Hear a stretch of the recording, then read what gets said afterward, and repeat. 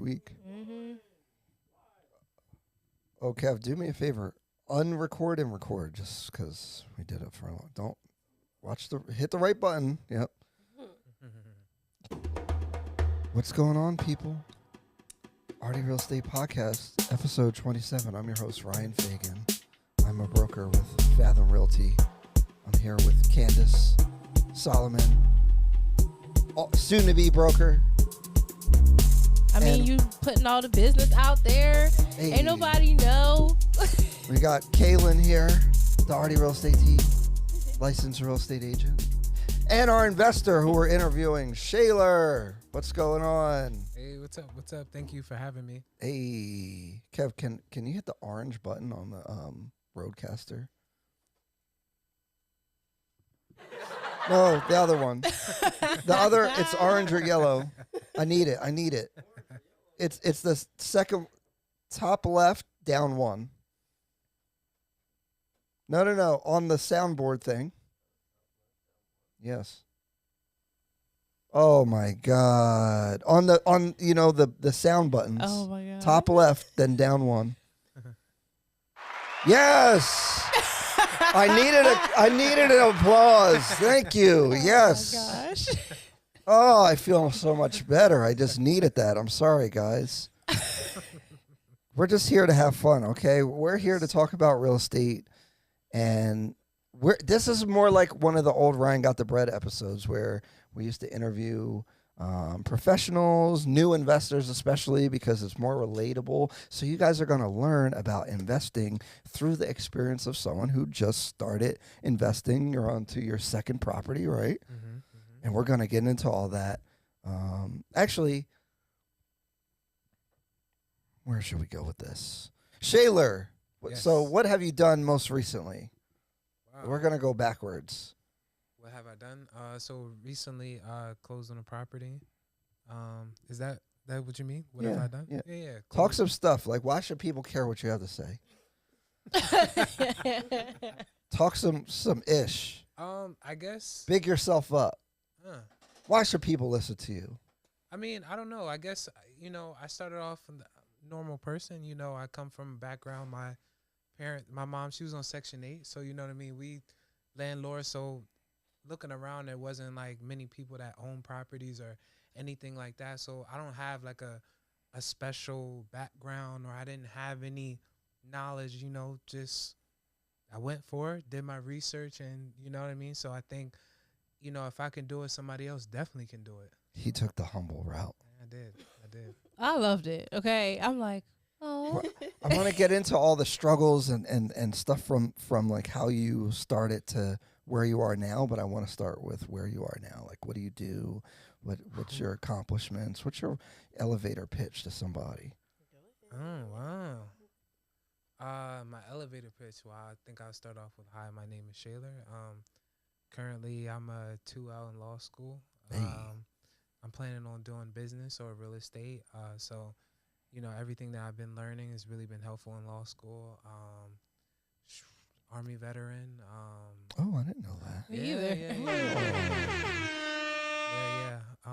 You got 2 properties. They're buy and holds. He has more than 2. Yeah. You got more than 2? I have 4 in total. Oh, my God. Yeah, I started off kind of similar to your story, but not as sexy. It was just a condo, not a quadplex. Oh, So, okay. yeah, but 4 properties in total. And how much span of time? First one was in 2019. Oh, okay. So all pretty recent. 4 properties in, what's that, 4 years? It's 1 like year? 1 a year, yeah. Yeah. Hey. Yeah. So. Okay. And we got Kaylin here, who's been the agent for Shaler and Friends. Yes. Shaler and Friends is killing me. For the last 2 properties. Yes. That's how we found him. Yes. Because Kaylin be working. And you have a podcast, Shaler. Yep. All things money. Both. It's on YouTube. Yep. YouTube, Apple Podcasts, Spotify, SoundCloud. All things money. Yep. All things money. What do Very you cool. talk about? Do you talk about investing, or is it literally all things money? All things money. So we talk about investing, stocks. I like this right here. Like we even get into like relationship, about like money and advice and things like that. Just Whoa basically, there. yeah, just we have entrepreneurs on there. They give their background story, promoting their business or whatever they got going on. So, we try to build a community over there. So. Okay. To the audience, this is an interactive show, so join into the chat. Don't be a ninja watcher because we see you. We see you. Say I hi. see you right here. I see you guys. I can see you. Don't be weird. Say hello. Join in the conversation. Ask your questions. We will ask them and we'll answer them. It could be anything. It could be anything to do with real estate. It could be all things money today. So if you have any all things money questions, ask us, and you'll get 4 different perspectives on the question that you have, and hopefully we provide some value today. Mm-hmm. Yeah. Candace, what's up? How are you? What's going on? I'm good. You Out good? here, living the dream. Okay. Selling houses. Selling houses. Doing the things. Ovela O'Neill said, yay. What's up? What's going on? And I will butcher your name. I'm sorry. I don't know why. Hey, that's my people. Hey, Tina love Kata. it. Hello, everyone. Hey, What's going on, girl. Tina? What's going on? Where are you from, Shaler? Well, I moved around a lot, but I say I'm from Sicklerville. Yeah. Okay. Yeah, Sicklerville. Okay. Yeah. Where'd you go to high school? Timber Creek. Go Chargers. Hey. Yeah. Who were you in high school? Your Uh, sophomore year, if we were friends, what would your friends say about you?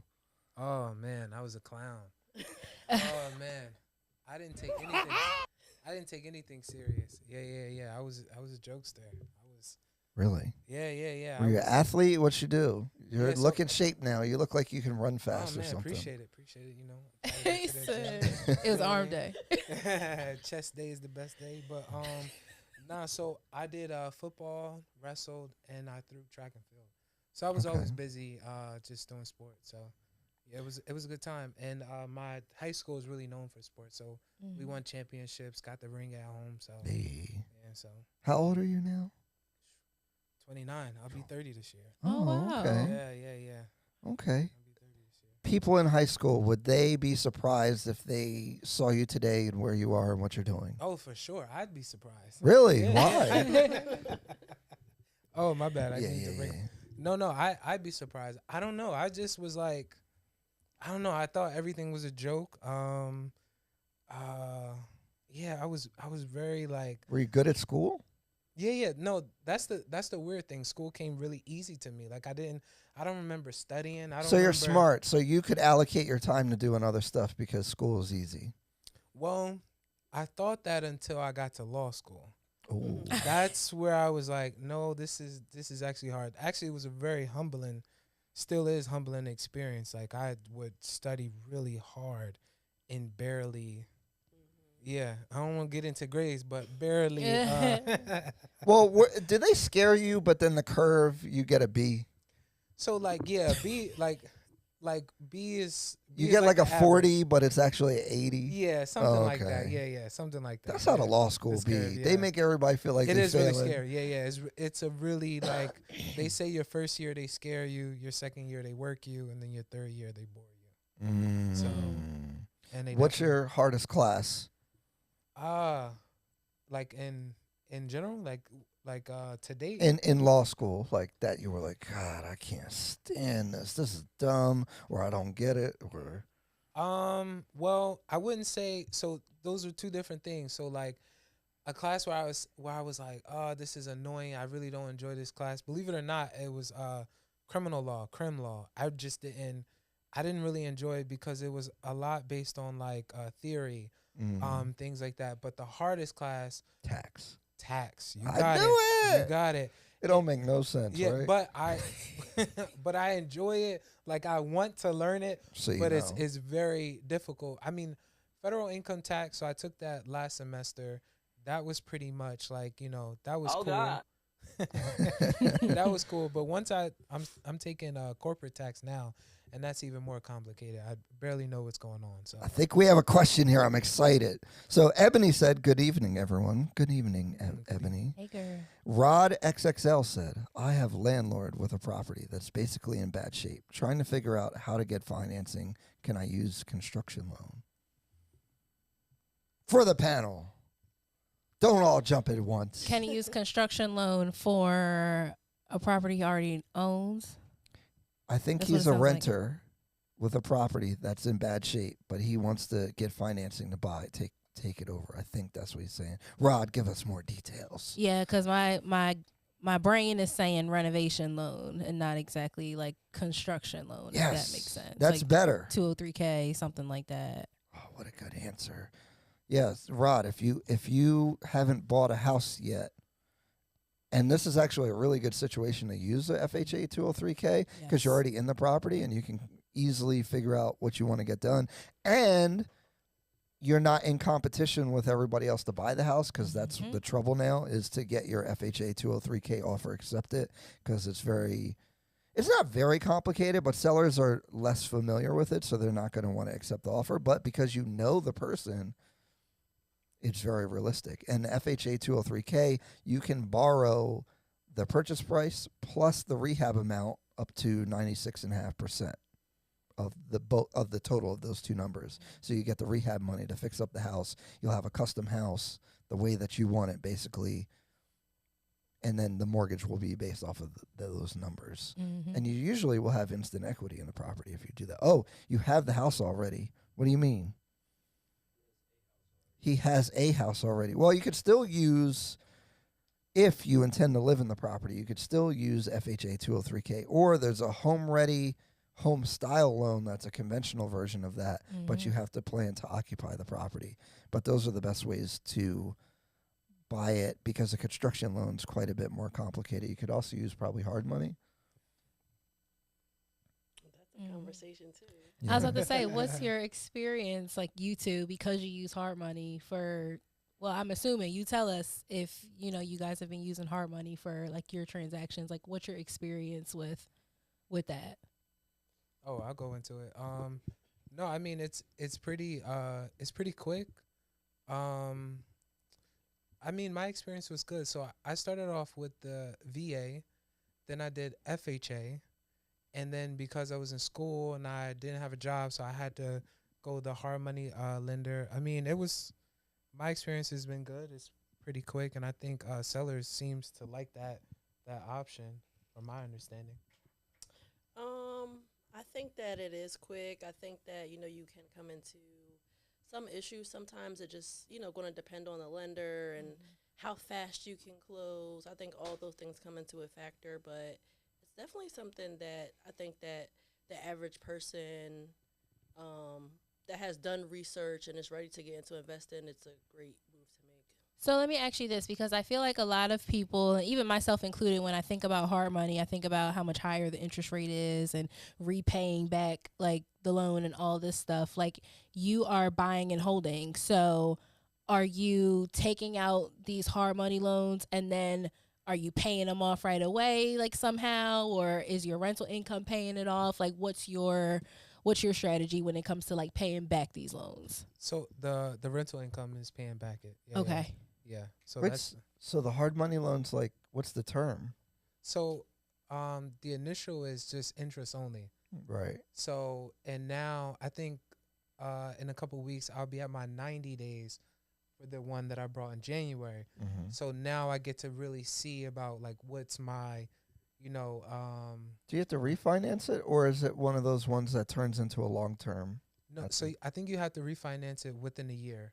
Oh, okay. Yeah. So they give you a year. Yeah, so they give you a year and you only paying interest only, and then 90 days you can, depending on if you complete your renovations, which are done. So, right. And then that's when I'll see my amount, in terms and agreement. So I'll actually be able to see that interest rate, because my first two, my interest rates is really good. I mean, it's 2.25 and 3%. Whoa. Yeah. Okay. Yeah. So I know I'm not going to get that. So that's before the rates went up the last.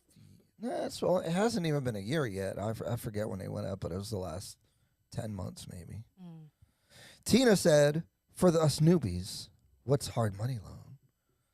A hard money loan is an asset-based loan, so they're looking at the asset and basically kind of qualifying mostly based off of the property, right? So generally they're going to give you the money to buy the house and fix it up, but it's going to be on a short term where in a year, you're going to have to pay them back all the money. So you're normally going to have to refinance or sell the property at that point. It's funny because I feel like they're a lot easier to qualify to do, but the interest rate is, I don't know what the rates are now, but when I was doing them, they're like 12, 13%. But you only pay the interest, so the amount that you owe actually doesn't go down. You're just paying whatever the interest is on the loan at that point. But they're normally used for investors. You know, if you're going to flip a house or if you're going to try to renovate a property and then renovate a property and then refinance it and keep it and rent it out. That's what they're for. Shayler. Yes. When did you think to get into real estate? Like, when was the first thought of real estate that I you wanted had? to ask him that. I was thinking the same thing. I always knew like ownership was really important to me. So Why?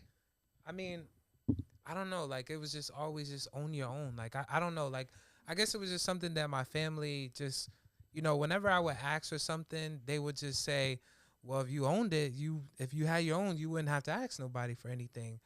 And that was just that whole concept. So that's why, like, I don't, you know, I just that whole concept. But when I had graduated with my master's and I had to move from home, I had to move home, and I really wanted to get out, and I was willing to rent.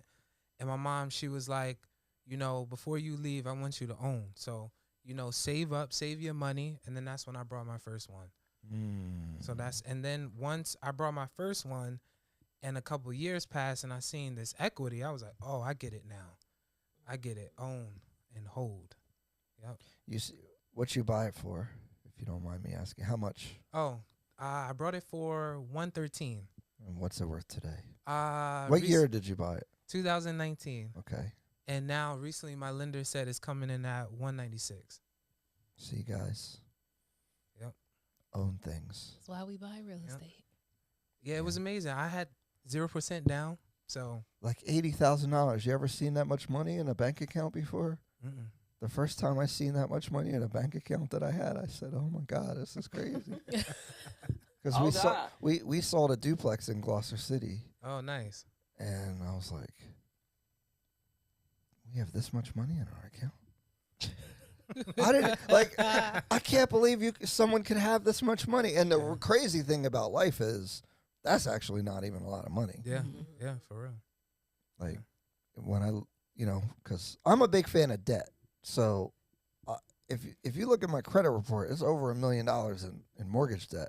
And people are like, "Oh my God, aren't you scared?" And I'm like, "Why would I be scared?" Right.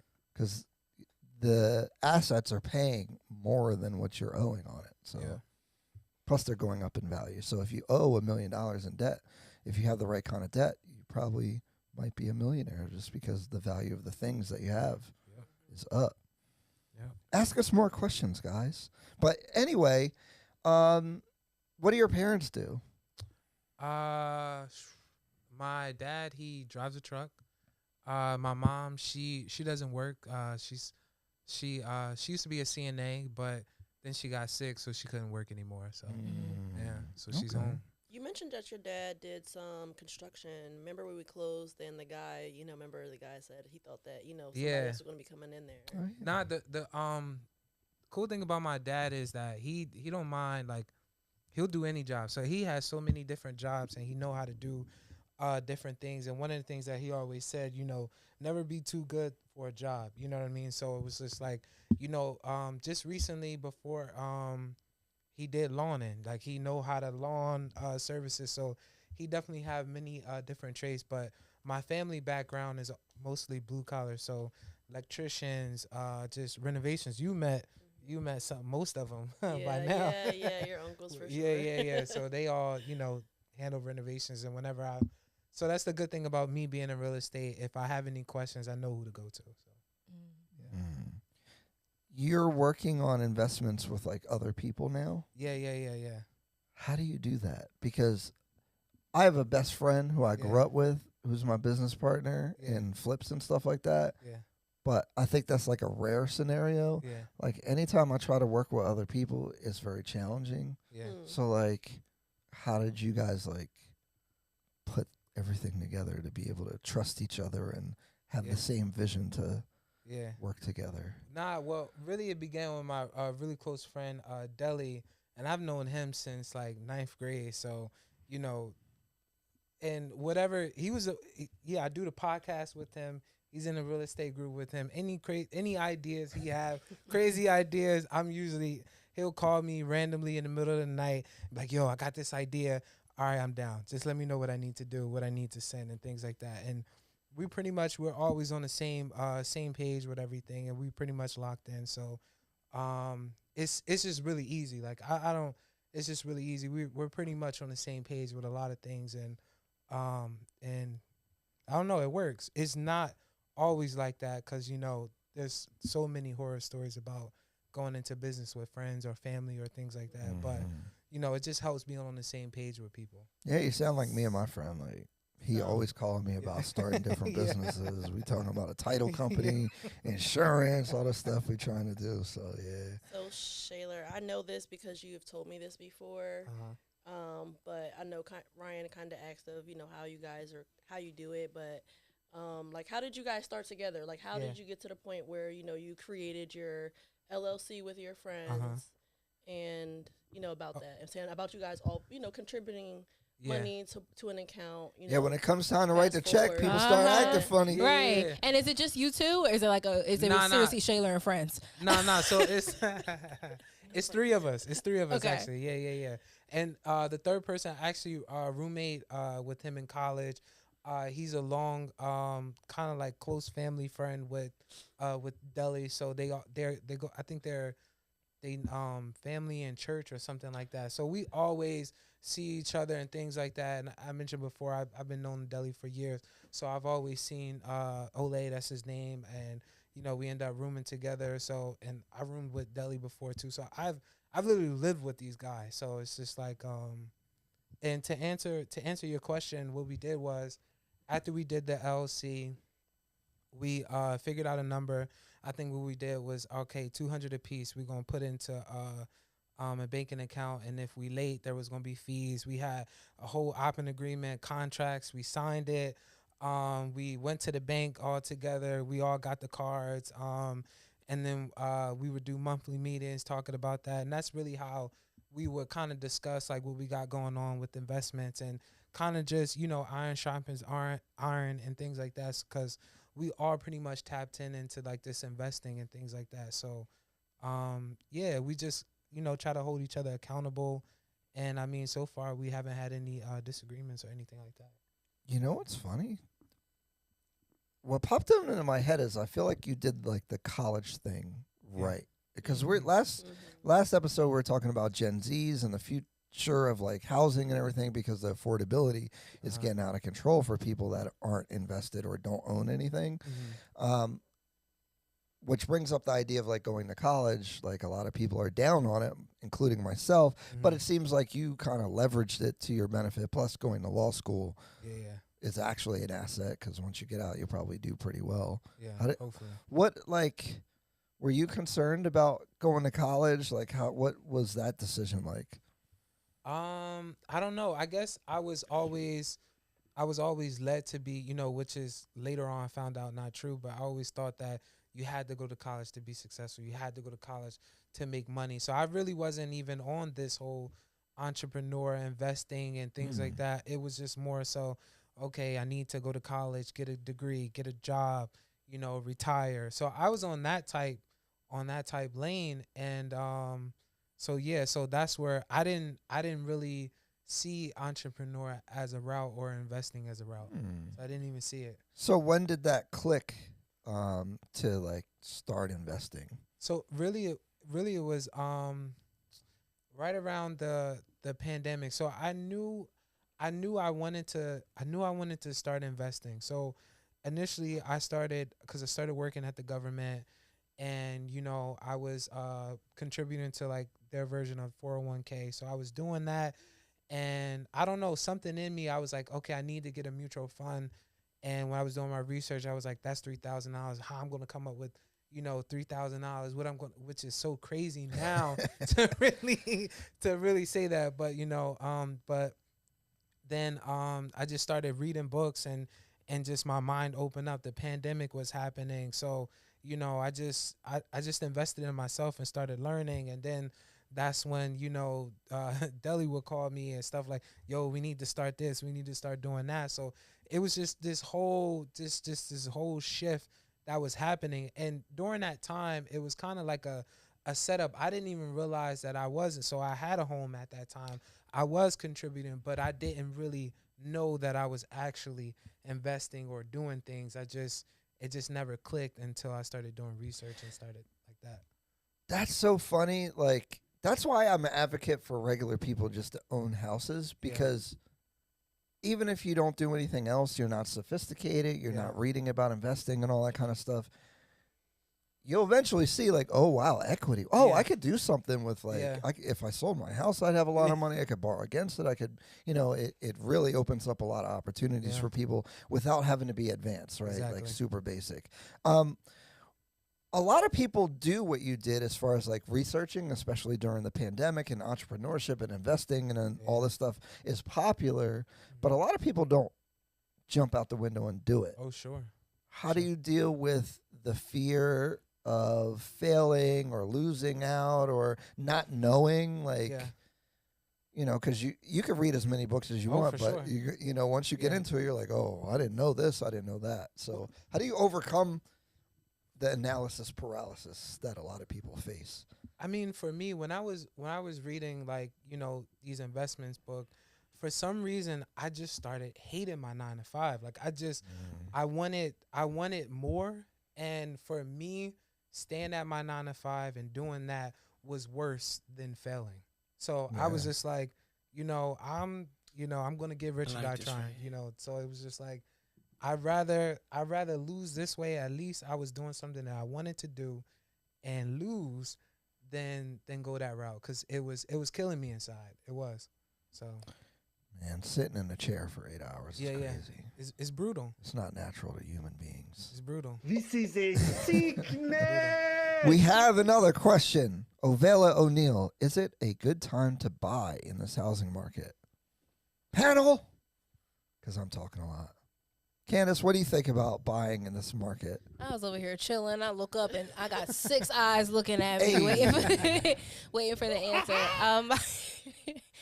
My answer to the is now a good time to buy is always the same, and it's regardless of, like, the current state of the market or anything like that. I always say it's a good time to buy when you're financially ready to do so, because my finances and your finances may look differently, and it's impossible to time the market. A lot of people are saying, oh, I'm going to wait a year, and quite frankly, the people who last year said they were going to wait a year are pretty upset that they waited a year. Oh, God. My answer, median housing price chart. Yeah, my answer to the question of is now a good time to buy is if you are financially capable of buying something, my suggestion is to do so, because as far as, like, the research is showing and the numbers are looking, like, none of us have a crystal ball, but what a lot of, like, experts and people that are, you know, experienced in this industry are saying, and what history has shown is prices are going to continue to go up, and at least for some time, so are interest rates, which means it's going to be a little bit more difficult to buy as time goes on, and also a little bit more expensive. So I've been telling folks, get in when you can and do what you can with what you have. Good answer. Kev, bring up the chart. I just want to make a point, and then I'm gonna get to you guys. So here's the median home price chart since 1963. Tell me when the bad time to buy the house was. A little bit bad at the top of the real estate bubble, right there. 257 median down to, what's the bottom? Was that 208? Mm-hmm. So you would have lost 40K in value from 07 to 09, but then had you held on to it, you would have recovered a few years later. Yep. And then had you continued to own the property, now it's at like 450. Mm-hmm. Is that 490 now? 487? That's the median home. Home affordability is out of control. I was in reading this country. that on NewJersey.com, actually. It's ridiculous. So go ahead, Kay. What do you think about the timing to buy? I personally think that when people are scared, that's the best opportunity to buy. scared money don't make no money. I feel you. Talk closer to the mic. Scared money don't make no money. There you go. Shayler, you're buying houses. What do you think about? Yeah, I'm gonna have to go with Candace. Whenever you can afford, the best time is now if you can. You know, it's just because it's always. I mean, history has shown us. You know, it's always gonna go up. So Let me make a disclaimer. If you're buying for 1 year, maybe you could have a problem if the prices go down. If you're buying for 2 years, maybe you could have a problem. But if you're buying 5, 7, 10 years out, you're going to win every time. Plus, then you have to ask yourself, well, what's the alternative? If I rent a property, that money goes to nothing, you know? So, like, when you own a property and you're paying to it, the amount that you owe goes down over time, and obviously you would hope the value of the property goes up. But even if it doesn't, and then eventually later on it goes up, you'll be up in that case. So always look at the alternatives, you know. The biggest wealth gap in this country is people who own property versus people who don't. There's like an $80,000 difference between an American who owns real estate and one who does not. So, and that's getting worse and worse every year. Right. And the crazy thing for me is, especially like since this is an episode all about investing, is in my opinion, I feel like investing in real estate is like one of the like lowest, like as far as like risk is concerned. You put in money and you don't know whether or not, it's like going to AC. I got $1,000. I don't know if I'm gonna come back home with less than that, more than that. I have no idea. But with real estate, it's like it's going to work. Even if it doesn't work, eventually it's going to work. So If you're sometimes smart. have insurance. right. If you're smart, you go about it the right way, you ask the right questions, you know, that kind of thing. But as far as like other like methods of investing in comparison to real estate, it's almost a no-brainer. And so if the fear is investing as a whole, that's one thing. But sometimes I'm a little taken back when the fear is investing in real estate specifically. Yeah. Because it's almost like history has shown that like this is the way to go. And I will say, there's an argument, like, say you're renting, but you have money, but you kind of like to rent. You could buy a property and just rent it out. Yep. You know, that kind of protects you as well. Because some people might want to be able to move a lot and stuff like that. But at least you have an asset. Because now you're having assets, even if it's not a house. Say you're buying stocks or you're, I don't know, doing bonds or even cryptocurrency or some mix of all those things. You are tied to the economy now. So when the economy does better, you don't get left behind. If you don't own anything, your wages are not going to go up fast enough to keep up with how the economy moves. So you're going to get left behind, and it's going to be harder and harder every year. Like with inflation, for example, if you own properties, you benefit it. If you didn't own property or didn't own anything that appreciated in value, you lost a lot of money when this inflation stuff happened. When you had to buy eggs and they cost twice as much more, you're not making twice as much more, so you're getting poorer.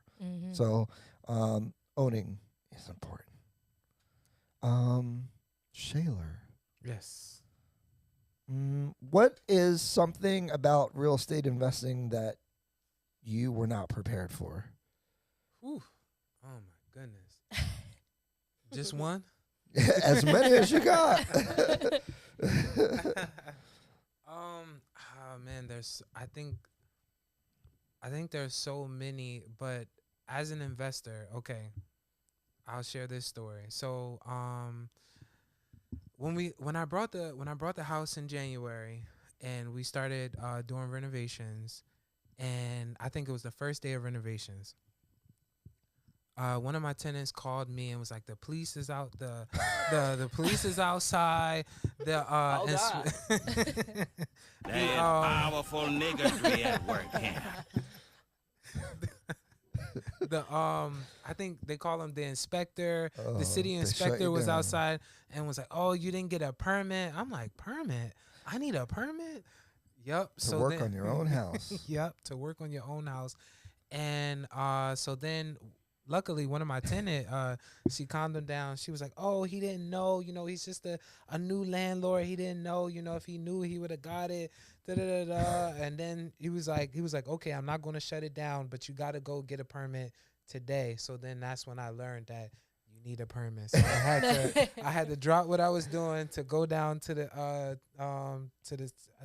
city to get a permit. So yep, I was not expected that. And now you're never gonna forget to get a exactly. permit. Get a permit. Oh man, the Get your permits. Yeah. Permits are a mess. What's another thing? You got some more fun stories? Fun stories. I guess another one. So sometimes like with when you're buying a home and you're taking in existing tenants, Oh, God. sometimes you don't know what type of arrangements that they had previously. So one thing that I recently had to go through. So my tenant called me, same tenant. She called me and she was like, PSC&G is here and they trying to turn off my gas and and I was like, okay, I'm gonna call PSC&G and then she told me, well, my previous landlord paid for my gas. I didn't address the situation right there. But in my head I was like, I'm not paying your gas because I pay my own gas. So why would I pay your gas? So I was like, okay. So I was like, okay, don't worry. I'm going to call PSC&G. We're going to straighten everything out. And basically I told her she would have to claim responsibility. Did you pay the back pay? So how much was the bill? That's another one. So the back pay I think was about $2-something, like $210. Oh, that's not crazy. So, but then they said that she also had to pay the transfer fee, which she stated that it was $240, I think. What? So yeah, Transfer fee. I never heard of that before, and so she calls me. I was like, yeah, I got off PSC&G, and they want me to pay $240 for a transfer fee, and then the back pay the $210, and she was like, I'm fine with paying the back pay, but I'm not paying the transfer fee. I'm gonna call my lawyer, and because this is not right. And she was getting really buck with me. And meanwhile, at that time, I was at work, so I couldn't really do too much. So I was like, I said, don't worry about it. I'll take care of the transfer fee. Just let me see the bill and I'll pay it. Cause I've never heard of that, but I didn't want to say that. But tenants be lying. Yeah. So, but I was like, yeah, show me a bill and and I'll pay the transfer fee. Did she show you a bill? She hasn't showed me the bill yet, but that was like maybe 2 weeks ago. She wanted to tell far back. Yeah, but I was never gonna send without seeing a bill though. But Shayla, that was gonna be my advice to you because I was overhearing you guys talk earlier. Yeah, and I was gonna tell you, don't be too nice to the tenants, man. And I think that's my You gotta be rough, bro. I'm really a nice person. Don't be nice to them. Ryan don't even talk to the tenants no more. No. I'm really a nice person. I think that's my that's something that I have to grow into. But no, really they're gonna tell you a sad story. Yeah. But Ryan, you just dropped a video about not being your own property manager. Mm-hmm. Yeah, so if you are trying to be a passive real estate investor, you should not manage your own properties. It's not worth it. It's just it's not worth your time. It's a headache. You're going to have to learn all these laws. They're going to try to get over on you. And boy, tenants know all the tricks. And we're here in New Jersey, so there's all these dumb laws that they're going to get over and you're not going to get your money back. When COVID happened, they could not pay the rent for 18 months. Oh, my goodness. And you would just sit there and be sad and pay your mortgage for 18 months. Mm-hmm. And let the house get damaged. You're going to have to fix it or you're going to be in trouble, but they don't have to pay. And I have many attorneys for evictions. I've worked with a couple of different people. And every attorney is like, I don't understand this. You take it to court and they say, oh, well, you can't do nothing and we'll put it on the docket for a year later. Like, what? So and you ask them, you're like, so what am I supposed to do? They're like, oh, I don't know. The government. Like, oh, so the tenant don't got to pay, but, who cares about me? Right. Like, what? That's crazy. It is crazy. I did want to ask, though, because It is. It's a sickness. It's nasty. I feel like flipping properties is so glorified, and it's probably because, you buy something, you fix it up, you make a nice little profit, and it all comes in one lump sum. But you've chosen to buy and hold. So I can't help but wonder what made you decide to do that versus taking the lump sum. For me, two things: generational wealth. I want to pass some things down. Make sure that my kids or my family start at a better position than I did, and two, I want to be able to like leverage assets. I want to open up a huge line of credit so I can buy other big buildings and things like that. So I definitely want to leverage assets. That's those are the two reasons why. I love this Yeah. conversation. No, It's so seriously. good. So And go ahead, because you wanted to ask for a while. I do. Yeah, I just have a quick question because maybe for people that are watching and are interested in, a hard money, hard money is also can be called, other people's money. Like, Yeah. how much money are you OPM. contributing? How much money are you putting Ooh, out of good question. pocket? That is a good Whew. question. Because people think that they can just Child. use other people's money for the whole entire thing. Yeah. Whew. So do you have some transparency? Oh, absolutely, 100% transparency. So, I mean, luckily for me, so during that time, when I started working at my government job in 2018, I was contributing for my 401k, and eventually I was doing like 10%. Oh, And wow. it was So I was investing aggressively. I was house hacking at that same time, so I was putting a lot of money away, and I was investing in the stock market and things like that. So I was investing aggressively, and I was working other jobs because it was work from home. So I was doing a lot of moving, and a lot of sacrifices being made, and which I wish I would have made this move in 2021 when the stock market was up, because now it's yeah. I got hit hard. I got hit with a lot of losses, but I was like, okay, originally I said I wanted to do the real estate thing. So the first deal, I had to bring in, I think, around 33,000. And so what I had to do was basically I had to liquidate some stocks, a lot of things, and I had that money in my account, and I was like, I don't even know if I really want to take this next. This is a lot of money, and as I mentioned it before in the beginning, a couple years ago, I didn't even know how I was going to get 3,000, and I had to bring up 33, and seeing that, and and another story behind that, at that time, my student loans was about 47, and I didn't even think I'd be able to pay that off in a lifetime. So I'm seeing this amount of money, and I'm like, Shayla, I don't know if you want to take this step, because the thing about stocks is that it's liquid.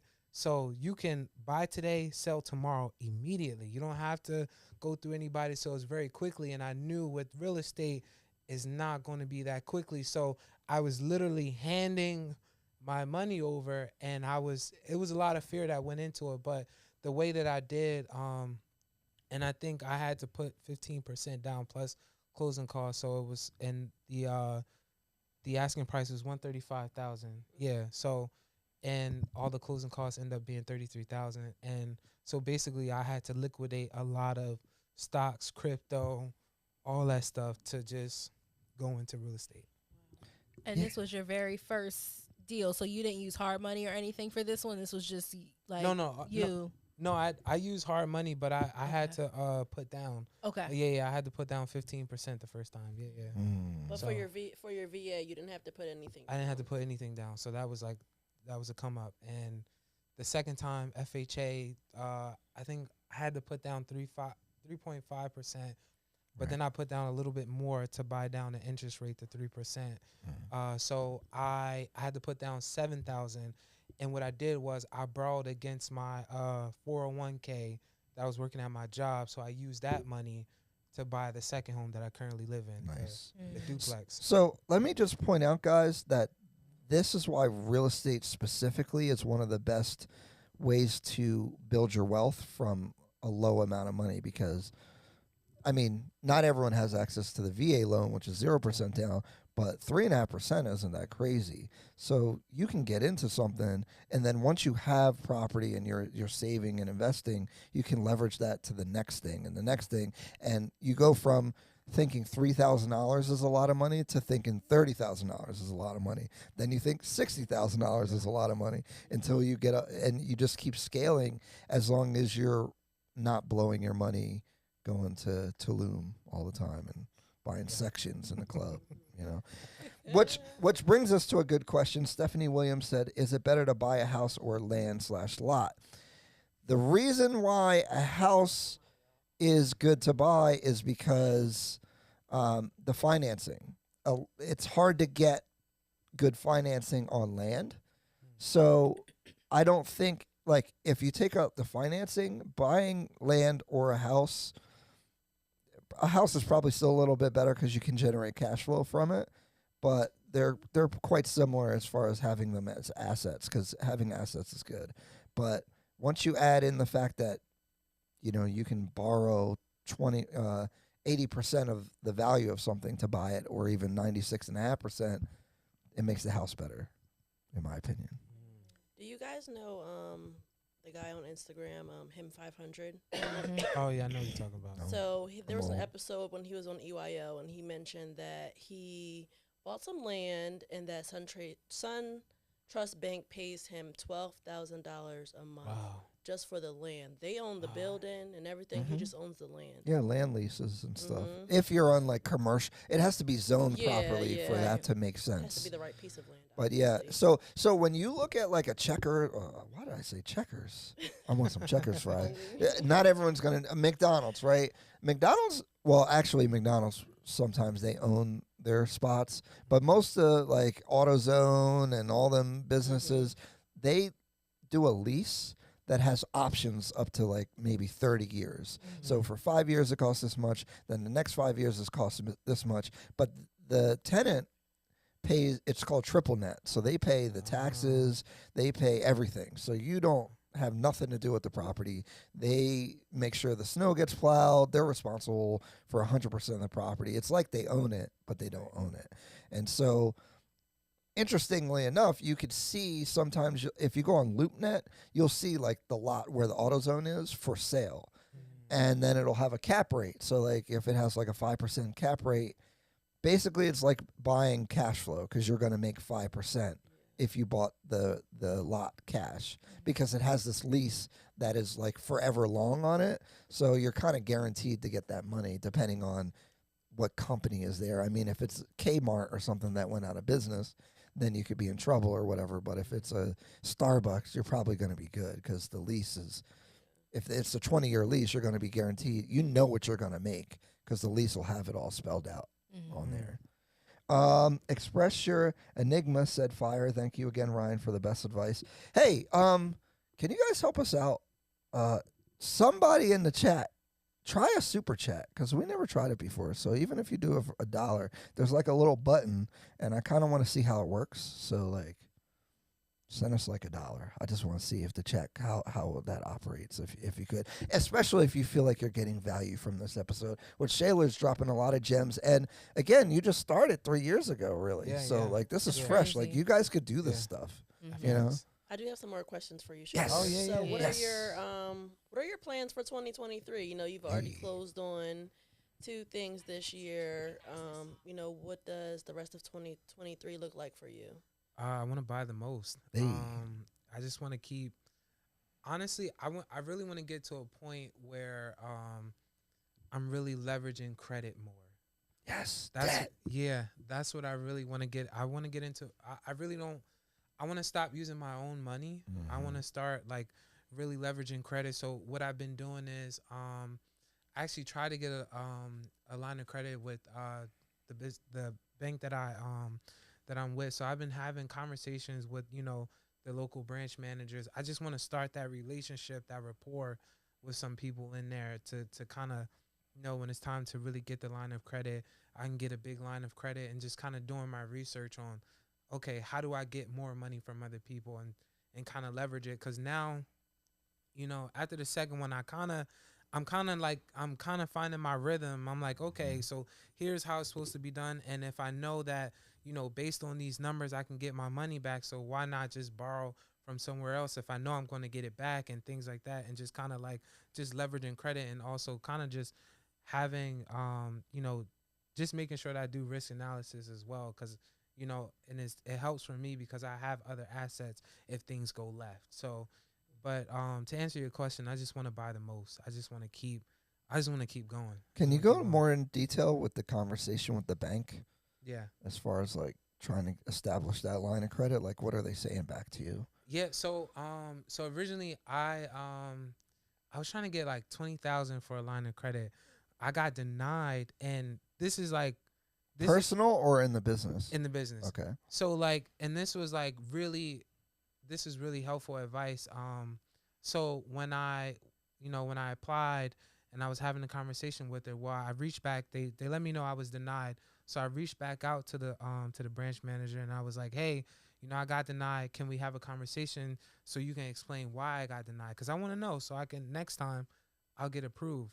So we had the conversation, and she mentioned, well, you kind of didn't really start using your business credit or your business a couple months ago. So I had my LLC in 2020 in July, but I never did anything with it. And basically, from that conversation, she was like, if you would have just used it a little bit, when you looking at houses for gas and things like that, to kind of build that credit rapport, because that's what they're looking for. They're looking for at least 1 or 2 years of a steady credit. So that was one of the, I was like, dag, I wish I would have been on that type time, because I did have business credit cards, but I just never used them until it was time to use my deal. And then, so now they're looking at my history and they're saying, well, you just started using it a couple months ago. So you got to build that, credit history. So yeah, that was definitely a lesson that I had to learn. So yeah.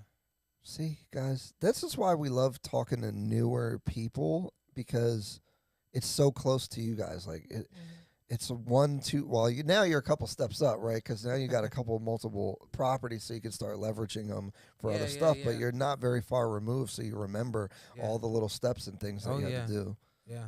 Okay, what else you got? I know you got more questions. Do you think that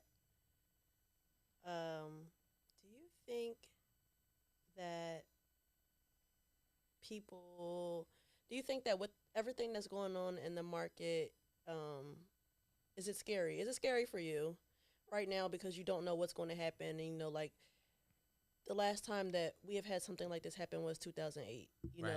So now that you are an adult and you are able to live in it, you know what I'm saying? Like, and you're also investing. How does that really feel for you? I think for me, it's really all about risk analysis. So like for me, I live a very simple life. I live in a duplex. I live in a duplex. I try to live as minimum as possible. And also just the experience of just understanding kind of, I've taken losses. I've seen it. I'm with investing in stocks. I've invested in companies that went bankrupt. I lost thousands of dollars. Like I've seen it. I've seen when, the whole 2021, when it was booming, and I seen all this money coming up, and I seen it all go down. And I'm like, wow, it's really not always going up. So I had to learn the hard way that it's really ups and downs in this whole thing. But if you want to be in this game, you got to ride it out, because eventually, just like in the real estate history, it goes up. Just like with in the stock market, if you invest in the S&P 500, it goes up. They have an average of about 10%. So it's like just understanding that game and understanding, but it comes in waves. So there's ups and downs, and you gotta really take it on, and you gotta just know that when you up, you up. When you down, you down. But you gotta do your risk analysis and make sure that you can ride this wave, because it's the game. We got a couple questions, and I'm going to Candace first, so you can be ready. Oh gosh. We got your girl Tina. What's more beneficial, flipping and selling versus renting the property out? I mean, it's kind of like what Shayla touched on earlier. Yes. It really depends on your intentions. We were actually talking about this before, we went live, when I asked him about this. And when you're buying something and, you flip it, you sell it, that's just, you're getting that one lump sum, that payout, but the property's gone. You sold it to somebody. So what you do with that sum of money that you make is going to make all the difference. Like, are you going to go to Tulum, like like Ryan was saying, or are you going to take that? Are you going to reinvest it? Tulum's mighty nice. I think that when people are in the business of flipping and they do it consistently, then that's where I kind of advocate for it, because it's like, okay, you are doing something, you're making something out of pretty much nothing, but then you're reinvesting it and you're building it, it's scaling each time. But if you don't have intentions of doing that, then I feel like that's where buy and hold kind of comes into play, because in this case, it's passive income. It's something that you're going to see typically on a month-to-month basis, versus just getting that lump sum at one time, which a lot of times, and you can probably correct me if I'm wrong, but the first time you touch some, like a decent amount of money, like when Ryan said he saw $80,000 in his account and he's like, whoa, like, I got a lot of money. A lot of times we think, you know, if we hit the lottery, we would be good for the rest of our lives. But think about these ball players and people who like make so much money and they're not financially responsible. They have no idea what to do with it. And so they end up with nothing. So it almost comes down to, if someone asks me between flipping and then buying and holding, my follow-up question is, well, what's the game plan? Because if you have a plan for what you're going to do after you cash out on that flip, then I advocate for it. But if you don't know, I'm going to tell you to buy and hold. Yeah, I feel like flipping is kind of more job-like, and it's temporary. Yeah. So you can... I'm all for long run. Like, my time, I want to value my time. That's why I don't think you should manage your own properties unless you have, like, a passion to be involved with it, because it's just not worth it. Because there's another question asking... about that a little bit, where Tina was saying, for a passive landlord, is it better to have the property managed by a management company? What's the cost? So I'm a big advocate for management companies. My first fourplex that I owned, I lived in one of the units, and I would hang out with the neighbors sometimes because we were all in the military. I was in the military at the same time, and they didn't know I owned the property because I didn't want to deal with those sad stories and all that. And I only pay 8% of the gross collected rent. So, I mean, it's very well worth it. I'm still making money. And making money to just get direct deposit versus having to, like, make a phone call to fix the thing. And the other thing is, the property manager is going to save you money because they have contracts with the HVAC company. So when I had to get a new air conditioning system, they do tens, maybe $100,000 worth of business with this management company. So that HVAC contractor is going to give them the best price. They're not going to give me the best price. They're going to work with the people who give them the sales volume. So there's a lot of benefits to getting bigger. And why wouldn't you just leverage the property management company? Now I don't have to answer the phone, and I'm getting better pricing, and no one's bothering me. Like, that's the best of everything. So there's Ryan dropping gems. But before you read the next question, I have to point out the fact that, Ryan, you have lived in a multi-unit property. You were not above living in one of your units and renting them out. Shaler just said he lives in a duplex. He's living in one of those units. Yep. He's renting the other one out. Guys, y'all know where I'm about to go with this, right? Y'all can't be Humble wearing yourself. Gucci. You can't be above. Like, sometimes you got to do, because I know you guys can tell just by listening to Shaler that he's like, he hasn't even scratched the surface of what he is capable of doing. And he's literally telling you guys that he's not doing the most. He's like living below his means. He probably could ball out and do what he got to do. But of course the goals are bigger than all of that. And I think that a lot of times our generation and even our community, we get so, like, our minds are just so fogged and so clouded with the aesthetic of things and what things look and looking like money, when the reality of it is you can be simple dimple and have all the money. Like, I would rather have enough money in a Steve Madden bag to be able to buy 5 Chanel bags than to have 5 Chanel bags in my closet. Like, and I just think the overall mindset of our generation, just shifting that, can put us in a much better financial position. And this doesn't mean you have to be a millionaire driving a Toyota Corolla. But the thing is, you have to scale your business up where your business is paying for it easily. Like, oh, you don't care about that. Like, oh, the payment's $1,000. Like, 2 of my properties covers that. You know, if all of your assets have to cover this Now you can't reinvest your money, and that's the biggest difference. It's funny, Shayla said the same thing. You're living in a duplex. Yeah. Mm-hmm.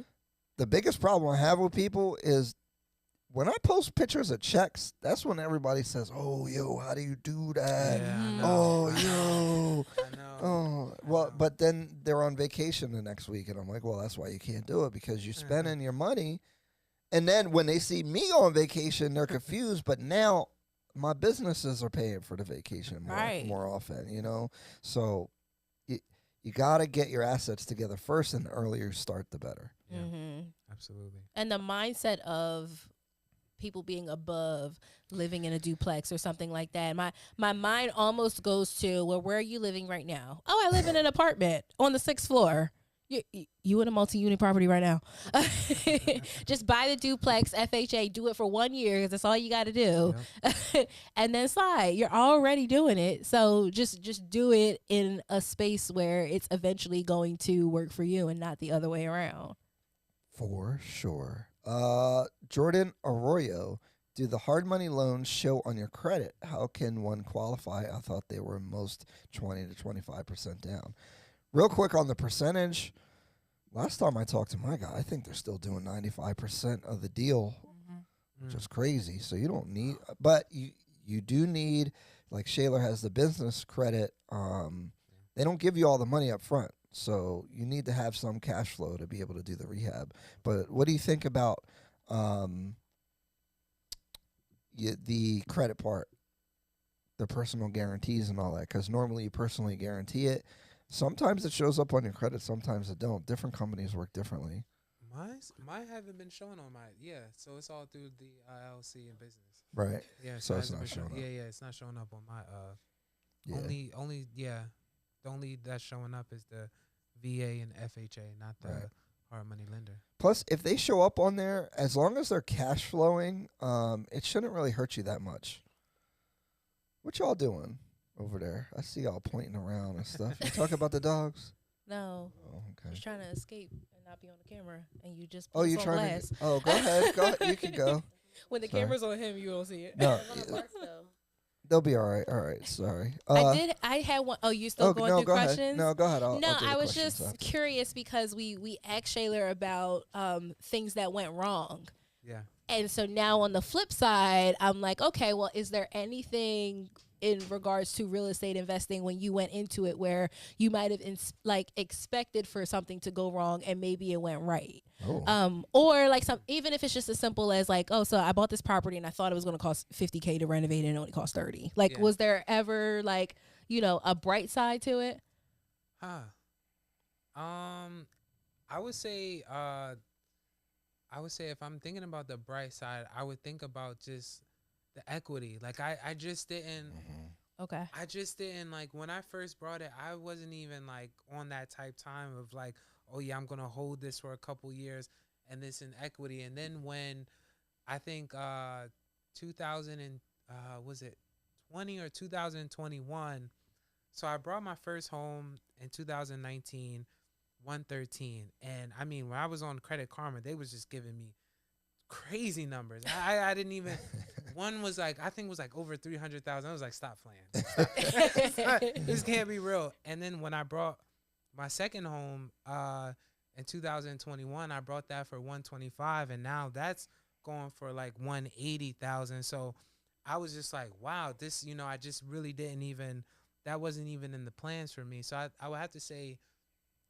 I would have to say equity for sure. That's probably the one thing that I just really didn't even really consider. It was just, I don't know, for some reason I just wanted to buy houses. I just wanted to own land. I think another bright side, my first 6 months of having, when I brought the second property, the first 6 months, everything went smoothly. I didn't have, no one called me. There were existing tenants, so they've been in there for 10 plus years. They had everything. I was just collecting money.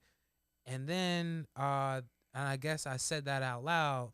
And then everything just started. Then I started getting phone calls, and then that's where things happened. And to answer the previous question of something that unexpectedly bad happened, So one of the tenants that went there, she had to leave immediately due to like a medical concern. She wasn't capable to live in there on their own. Then I wasn't doing inspections or anything like that. So I came there, stuff was all over the place. It was crazy, bad living conditions. So I had to renovate the whole thing, and that's the place where I live in now. Okay. Oh, that's smart. Yeah. Nice. So Yeah, that's the that's place I smart. live in now. Take the best unit. Yeah. I have to renovate. That's why you it. can't be too nice to these tenants. No, And it's you, true. you do have to do inspections. Yeah. My very first tenant was a friend. Well, she Oh. wasn't a friend, but she was someone that I knew. Don't do it. I knew she had goals of home ownership, and I had, at the time I had only been a real estate agent for like 2 years or something. But I kind of made a deal with her, and I said, "Look, I'm gonna rent out my property to you. I'm not gonna do a credit check, Right. nothing Oh, like God. that. I Yeah. know you've been working. I know Oh, you can God. pay this. Oh, God. What I was charging her was less than what she was currently paying. So Oh, that's crazy. my, like, and here's me with a big heart and Yeah. everything, and I'm like, I'm going to do this to help you, and in turn, your end of the deal is going to be, I'm going to check in with you every couple of months. I want to make sure you're working on your credit, you're saving up for a down payment. And I even told her, the security deposit that you give me, when I return that back to you, I'm expecting for this to be your earnest money deposit on your first property. And I had this big goal, y'all, that was going to be like Candace's plan for investing. She was going to buy homes for people who didn't exactly qualify to buy. I was going to give them a 1-year lease and give them 1 year to get it together. And then their security deposit would be their earnest money. And I had all the right intentions. But y'all, when that year came up and I walked into my house, I'm talking like marker all over the wall, bleach stains on my Goddamn. carpets, like paint peeling off my railings. I mean, it was absolutely ridiculous. And I thought I was doing a good thing, and it ended up costing me. So Yeah. it's business is business now. Guys, don't save the hood. I'm sorry. Don't do it. Don't, because I tried to can't. single-handedly do it. You can't. you can't help people. The nigga will lie. The nigga will make They excuses. will lie to He you. will use words he don't really know. If he gets really desperate, he may start to rap. It's or so dance. true. Oh my gosh. Do we have more questions? Yeah, we got more questions. Okay, because my question was going to shift gears. So go ahead. Okay, yeah. But guys, don't be too nice in business. Like, if you want to be nice, give your money away after you make it. It's Yeah. better. Just donate to kids with cancer or something like that. Take the rent and then donate it. If you want to give it back to the tenant, well, no, don't give it to the tenant, because then they're just like, oh, I don't think I need to pay anymore. Yeah, I was trying to do free rent for the month of Christmas No, for don't. December. Wow. I was like, That's so nice. oh my They're gonna gosh. think they entitled. I ain't Don't got do no it. business being a landlord. Yeah, I'm sorry. Like, I used to think the same thing. Like, Uh-huh. oh, I want to help people out. There's a reason why they be having problems all the time. Most of the time. Oh God. Very true. I'm sorry. It's a sad truth. It really is. And then problems are gonna get onto you when you try to help them. You try to save the drowning man. The drowning man's gonna drown you. That's one of the 48 laws of power, I believe. Yeah. So it sounds bad. I know if you guys ain't in business, but once you start being in business, you be like, oh, I see what they talking I about. get it. No, she got mad at me and blocked me because I didn't give her the security deposit back. Right, But you- the now you're the security bad deposit guy. was nothing compared to the money we had to put in to fix the house back And you're up. an evil landlord. Yeah. Yep. Ovela O'Neill, are there certain steps to building your business credit? This is a real question. Ooh. That is a excellent question. Mm-hmm. Well, as I mentioned before, like, make sure that you're using it. So when you start your LLC, try to actually Start from the beginning, because I Yeah. think they need a, Step by step kind of thing. How Yeah. you did it. if you can, off the top of your head. yeah. I wish I did it the better way, but Oh, well, tell them the better way. so like from the research that I've been doing, okay, so when you start your LLC, and so there's one that you can go to that I apply to, and it's really for beginners. It is called Divi, and they can get you set up right. I think they gave me about 25,000, and I was just a new beginner. The problem was I wasn't using it until a couple months ago. So once you apply for those, start using it. Start using it to get gas when you're doing your business trips or So you need an anything like LLC and an LLC, a bank account with the Yep, LLC's banking name account, on it. yep.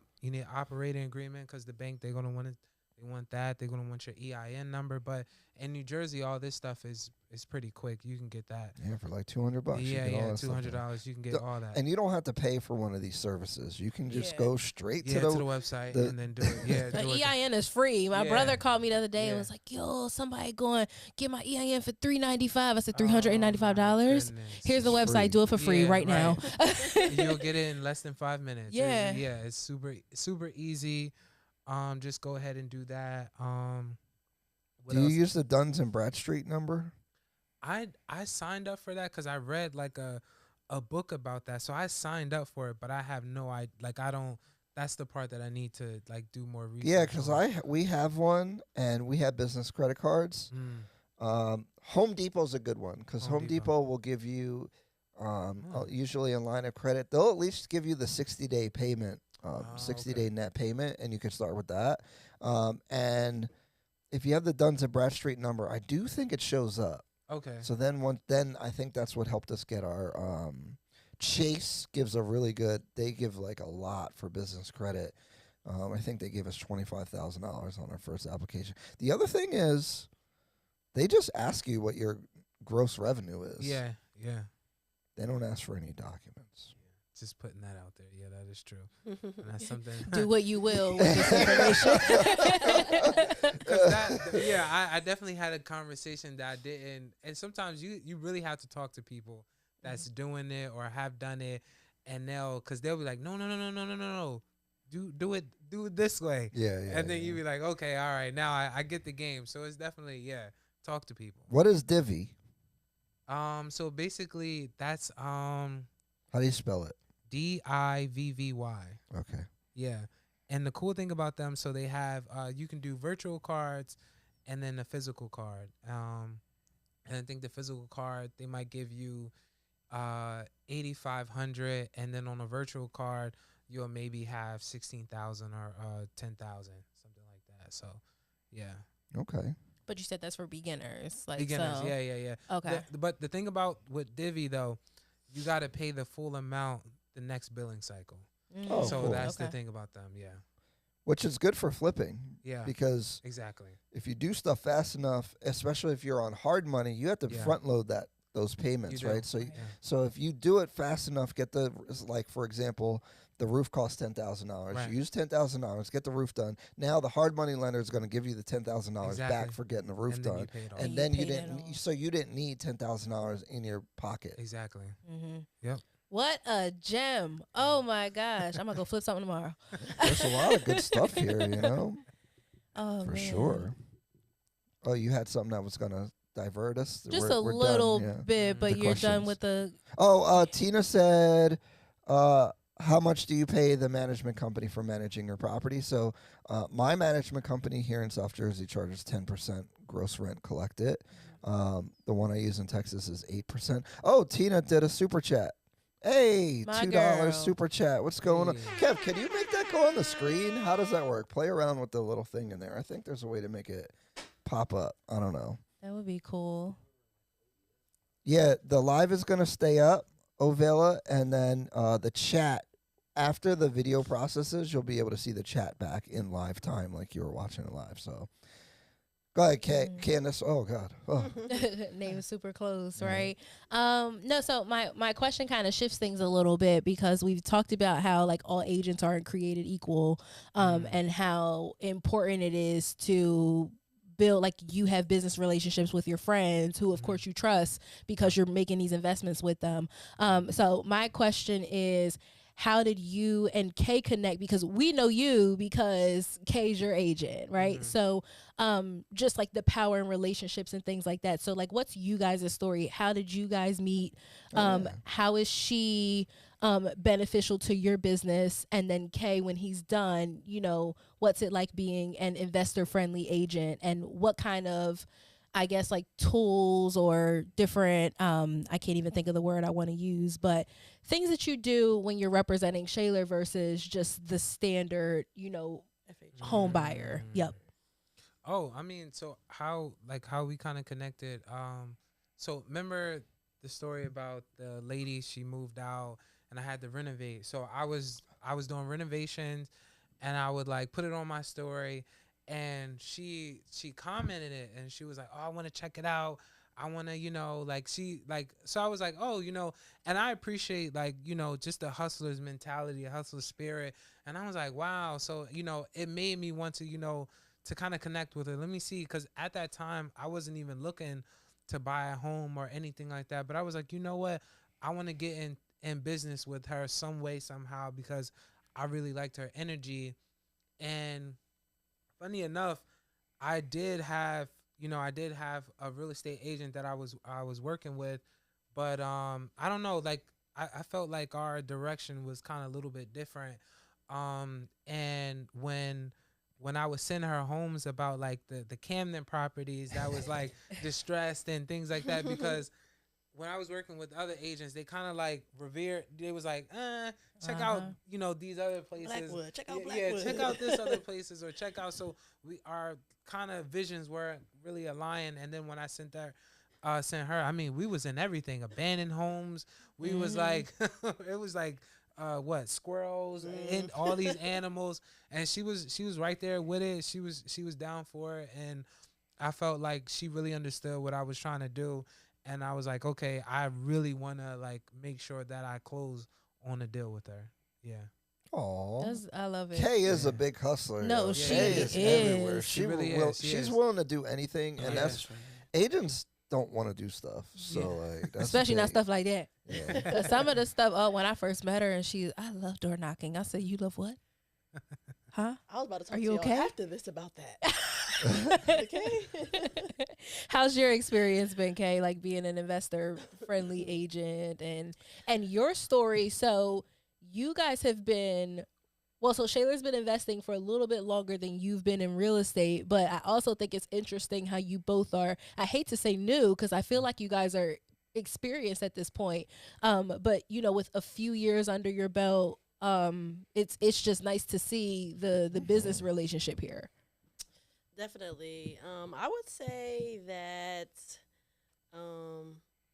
my background comes from wholesaling. So I think that really what drives my need to want to work with investors, because, in a year or 2 years, I want to be just like Shayla. So, I admire him. I learned so much from him that, working with him was just like, it was a win-win situation. But really, I think that seeing those ugly houses get fixed up, saying like it's just something about it, yes, it's a lower price point, but everything is not about money to me. As an agent, it's not about money. It's the fact that, I can see Shayla, getting generational wealth for his family. I'm saying like, yes, I'm still getting something out of it. I'm saying, but he's getting something bigger out of it. And that's always just like what I've been about, when it just comes to me. I think that Shayla really had, we connected and I just wanted to rock with it. I do think that investors are my thing because I don't know. I just have a soft spot in my heart for investors. You believe in the mission. You You believe in do. ownership. I do. When And he I said his- want to get my yeah. hands dirty too. That's the other thing. I Right. want to be interactive. I'm not afraid to I told Shayla when we close, tell me, I want to come put my boots on and knock some walls down. Let me come and do it because I want that experience. I can't say that I'm an experienced agent or, too much until I have done everything. And everything includes, doing stuff that people don't want to do. Yeah. You have the best attitude, Kay. You really It's do. gonna serve you well, for sure. Yeah. throughout. It really is. Yeah. It really is. I saw it from the beginning, and when you were explaining your why earlier, it literally mirrored hers. Like, remember the video she did, and she was talking? I'm like, they literally are on the same wavelength. So I see why this works. Yeah. Seriously. And she goes super hard for you. She'll text me in the middle of the night. I really want his offer to be accepted, so I'm gonna send it to you. You tell me what you think. I'm like, oh, girl, can I go to sleep? Can we talk about this tomorrow? I really do. I love it, and I feel like it's commendable what you both do because you're doing the work that a lot of agents don't want to do, and that's regardless of experience, because we've seen brand new agents, right? Like brand new agents who are just like, point me to the mansions, because that's it. That's all. I just want to walk around and do videos and be cute. But you are okay with putting in the work and then letting those things follow. Absolutely. And then to see you, when you said you lived in a duplex, I was like, hold up. I have to talk. I have to bring this back up because, I mean, I don't know, guys. I just feel like both of you are like you're well on your way. You really are. And I also think that, with Shayla, what was really like, what sealed the deal, like you said, it was like you were attracted to Camden. A lot of people don't want to go there. My family is from there, and Camden has so much potential. People don't realize what Camden was at one point in time. So, like, the fact that Shayla realized that and we had the same vision, it was like, I'm going all the way, because most people just see it as an eyesore. Exactly. Yeah. And we still haven't closed on an actual property in Camden yet. So that's like, it's always been like the surrounding, but yeah, I definitely want to do Camden. I definitely want to do some properties in Camden for sure. Is there anything other than like property values and things like that that determine where you want to invest? Yeah, I mean, for hard money lender, yeah, it's everything. It's something that I didn't know going into it, but now I know. So like when I hit Kaylin, before we even like see a property, I got to know the comps just to know that it's even worth my time. And then now I'm getting to a point where I can kind of look at pictures and kind of be like, oh, it's going to cost me this much. It's going to cost me that much. What's the comps? Okay. Nah, it's not even, I can't even, nope, next. So like, yeah, value is everything. It has to be, especially when you're doing hard money lender. So yeah, it's everything. And then Ryan, so for those that don't know, Ryan has investment properties that aren't even in New Jersey. So I'm curious to know the difference, because your fourplex is in Texas, right? I have a fourplex and I have a duplex in Coppers Cove, Texas, which is close to Fort Hood, where I was stationed. Yeah. Oh, Fort Hood, okay. I'm just curious because, so are you buying locally just because like you can lay eyes on it and stuff like that? And then like what would you be open to investing like across state lines? And then like Ryan, what's your experience been with having investment properties like that you're not seeing every month because you don't live there? Oh, me first? Oh, yeah, no, eventually I want to move to I want to move into Philadelphia, Ohio, or different type of states. I just want to build a nice foundation now and then expand. Like once I start getting like a decent amount of line of credits, a lot of business credit cards and things like that, and where I'm able to, and kind of even get a tougher skin, because right now I still feel like I'm a little soft or a little I really gotta get into a point where I'm like kind of just more stern and things like that, and I don't want to have that, I don't want to say softness, but into different state lines, and things like that. So I kind of want to build a little bit more, lay a little foundation, and things like that before I expand. Personally, I would not buy any buy and holds in New Jersey, in the Northeast at all. I would go south, Texas, Florida, Nevada, Arizona, maybe Georgia. The landlord laws are better. The prices, they're catching up actually, but the prices are cheaper. Like you could get a middle income house for cheaper than you can this way. So you can get, into pretty decent neighborhoods for less money. Really, I want to get into larger properties. The only stuff I would do locally right now is stuff that I'm actively have my hand in rehabbing. And I have a business partner that I work with doing that kind of stuff. But the next level for me, Shayla's in the same boat, is like bigger buildings and stuff like that. I want to go commercial size. I want to have at least 5 units, but really I'd like to get double-digit units, like 10 units. And the South is cheaper. I've seen properties in the area where I buy other stuff in Texas, 10 units. I've seen $700,000. Now they're 10 one-bedroom units, but they're near the military base, so it's a really good thing. And there's potential for value add, because renovating a one-bedroom unit is cheap, and you can increase the rent and increase the property value, because commercial properties above 5 units are priced based off of the net operating income. So if you increase the operating income of the property, you have instantly increased the value of the property. So that's the way to go. The second thing is I'm self-employed, so qualifying for QM mortgages like a FHA, VA, even conventional loans is difficult.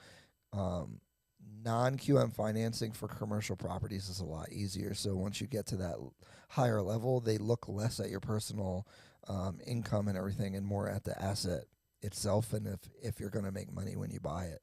So that's kind of where I am at that. As far as remotely investing in property management, my Texas properties, all I do is respond to an email. If, air conditioner breaks, they tell me how much it is. I say approved. Like literally one word. I don't deal with it. And they just take it out of the rent. Wow. And the bigger you get, the easier it is, right? Because if you have 10 units, Yeah. the 7 units pay for that air conditioner that month. Exactly. You Exactly. don't, it doesn't hurt you, Yeah. So, this is my thing to Kay, because it's a lot of work up front and you have the right attitude. And if you keep working, it can feel like you're spinning your wheels, but eventually you start hitting different levels. And once you hit different levels, you can really feel the levels. Like Shayla, now you have a couple properties. Now you're talking about getting lines of credit and stuff like that.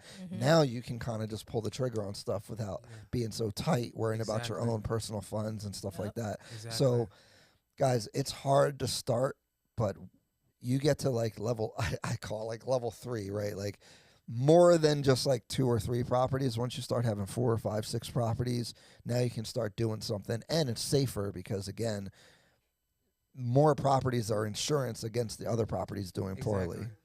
Yes. Shayla, so you briefly spoke about your first deal and how you felt like, after you saw that there was equity and stuff in it that you wanted to do more. Yeah. So was it that like on your, after you purchased your first property and did everything that you did, that you felt like you reaped some of the benefits, or you didn't see it quite yet on the first deal? Like, did it take for you to get 2 or 3 doors before you actually was like, okay, this is something I actually do like? Or was it still a struggle for your first deal? Like, was it like glamorous how everybody thinks it is, that you get one and, you're Bill Gates?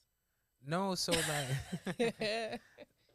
like I guess I really enjoyed like the after buying and you getting into this whole rehabbing process and things like that, and you're looking at it this way. And I'll be honest, I had no idea that it was going to end up the way it was going to end up, or and I seen it, and then when I seen like the before and after, I was like, oh wow, I gotta get more of this. And it's just this whole journey of just like seeing it from this way, and then it ended up being that way, and it's not really necessarily about like the money that I've seen or anything like that. I don't know. Part of me really, you're changing the environment. Exactly. You're changing the world in a small sense. You really are. You're Literally. giving someone a place to live that's nice. That actually looks better. And for me, like, I don't know, like I like driving around and be like, oh yeah, I own something over there. Like, oh yeah, over there. Like, it just, I just feel more empowered, and and I'm looking at buildings now. Like, I want that next. I want something over there, and I just feel like I can have it because I've done it. It's just, I don't know. It's just really empowering. I don't know what it does. Guys, we're gonna have to do this podcast again because I feel like this was good This is a great vibes. podcast. I was just about to say, we going to spin the block and bring you back. And by the time we do, he going to be like, yeah, so I got 8 properties. Like, I did have one one question that I had. oh, yeah. So, how do y'all raise rent? Tell them you're raising the rent. That's no, like do you feel bad, or like for me, because I've been getting existing tenants and it's always been below market, and I don't want to come. Wow, see, that's why I You need to can develop. raise rent, still be a little below market, and not feel bad about it. Okay. Because of that. Because you sound like me. If you ask Ryan, he going to tell you, like, just raise the rent. Just send the email. And if they don't want to pay the increased rent, they can get out. Bro, look, you could give them a discount and they'll still be mad. If say the property's currently renting at $1,000 and the market rent's $15, and you want to raise it to $11, they'll still be mad. Yeah. But you're giving them $400 discount. But you know what you tell them? You tell them, well, go find a place that's similar for the same price. And they're going to complain, and they won't respond for 4 or 5 days. And then when the deadline comes for them to respond, they sign the lease because you're giving them a discount. There's nowhere else to go. I was about to say, and what's the alternative? What are they going to do? And Right. you can't let other people's feelings dictate stuff. They don't understand money. Yeah. They just know you're raising the rent. Yeah. So you should tell yourself, I still have it below market, so you should feel good. Mm-hmm. Okay, all right, I feel better about that. So they're gonna yell at you. Like that's just what they Yeah, do. Like I guess that's just the you cannot internalize what tenants say. Yeah. I know I sound like the big bad evil landlord person, Yeah. but I've been through all the stuff. They're just gonna manipulate you, make you feel bad, and all that stuff. I'll just get a new person, and 10 people will be here tomorrow to look at this property. So like, if Yep. you don't like they're it, gonna pay a year in advance. Absolutely. Yeah. And when you start to feel like that, just think of me and that friend that I try to do a good thing for, because once someone trashes your stuff, you'll yes. get it. You'll be like, oh, okay. oh, that was my first tenant, and that was the lesson that I needed to have. Yeah. Not to mention, market rent at the time was like $1,900, and I was charging her $13. You're just leaving money on the table. Like I was like doing myself a disservice. You might as well run a charity. Yep. Like that's not what you're doing it for. If you want, if you want to give to charity and feel good, raise the rent, give the raise to charity if you want to. Yep. But And Shayla, tell them if that's they why don't you're a like it. property manager, so you don't even have to think Yeah, about the that's- emotional part. Let them Yeah, deal yeah, with that it. too. Yep. Let me know. Yeah. Yep. Let That- me know. That's huh? Let me know. What? Yeah. Because Yeah, let you know. Let me know. it's not. You don't. It's a whole nother aspect of real estate that's nasty. Yeah. The property management is nasty. I'm sorry. It's Yeah. just there's no way around it. But anyway, we are going to run this back. Tina, shout out to Tina sponsoring the show with Yes, the $2 Tina. super chat. Shout out Thank to you. you. Ovela was asking, is this weekly? Yes, we're Tuesday at 8 or 8:30. I won't always be on here though. Yeah, Depends on how we we feel. You can always rotate. see Ryan and Candace. Yeah, and we usually have Drew, our loan officer, but we'll keep rotating and keep it spicy and interesting. Mhm. And this was great, guys. Yeah. Thanks. This was nice. I'm sitting here like, wow, we are not just four people with headphones and a microphone, like, because that's Yeah. how a lot of pods are. But like, there's a lot of beneficial information sure, from yeah. different levels of experience, and a lot of transparency and the real in investing. Because you can go on Instagram right now, people will flash how much they made from their Airbnb or how much they God. made on Turo and all this stuff, and it sounds real good until you sit down and you talk to somebody who's actually like going through it. It's crazy. I love it. Thanks, guys. Okay.